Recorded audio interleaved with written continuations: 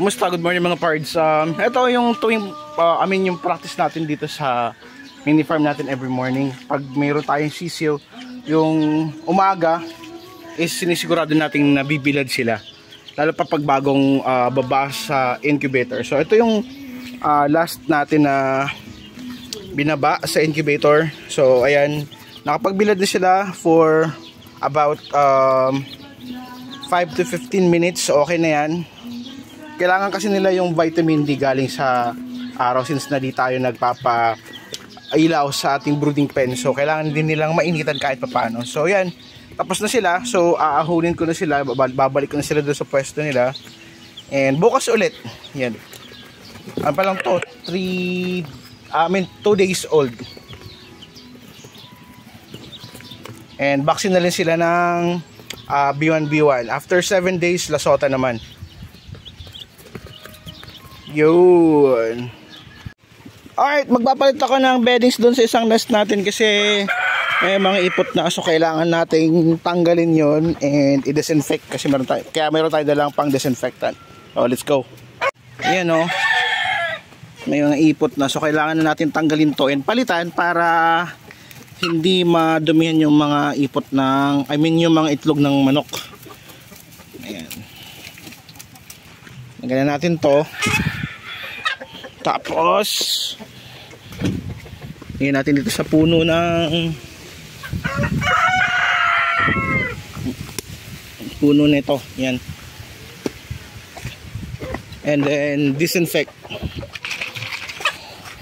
Major D tapos may alcohol. Yan.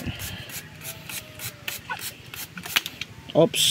Na natin. So, yeah, bahala na sila mag-ayos niyan kasi naayos pa yan netong hen. So, yun. Malinis na ulit yung kanilang nest. And, sibat na tayo. Let's go.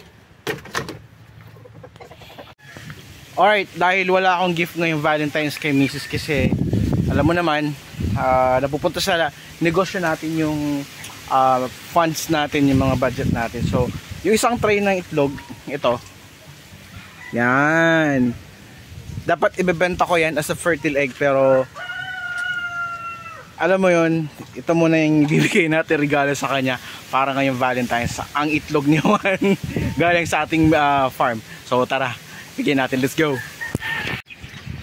Ang di ko pa nagagawa is yung pagbakuna ng gumboro, tsaka ayan, gumboro dito sa dalawang nauna kasi nagkaroon sila ng sipon. So gusto ko pag binakunahan sila, wala silang sipon.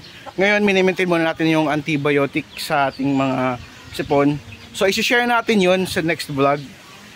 Tinuruan tayo ni Pastor Aldrin, isa yan sa kinukonsider kong mentor sa pagmamanok, si Pastor Aldrin Broquesa. Business niya is J&J Poultry Farm. Meron siyang Decal Brown, nagbebenta siya ng mga layers, actually yung mga Decal Brown or F1 kasi nagpo-produce na rin siya ng F1. So PM nyo lang siya, pupost ko yung page niya sa baba or yung itatag ko siya sa video na to. Meron din siyang for sale ngayon or available na fertile eggs, 750 per tray, yun yung price niya. And di sila nag-ship ng fertile egg. I-pick up niya sa farm niya sa Goa. Yun lang mga pards. Maraming salamat sa patuloy na pagsuporta sa vlog na to. And God bless you.